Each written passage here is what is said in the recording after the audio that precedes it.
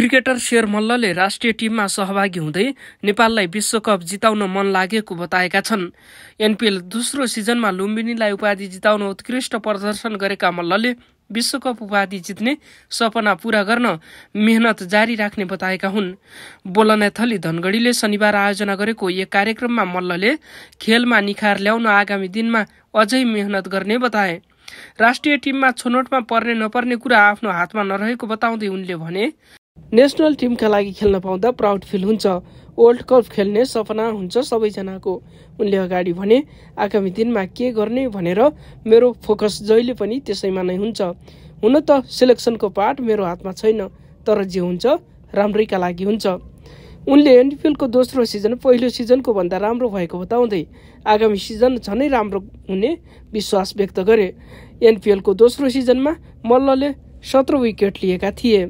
यसैबीच आसन्न आइसिसी टी20 विश्वकपका लागि नेपालको प्रारम्भिक टोली शेर मल्लको नामसहित घोषणा भएको छ।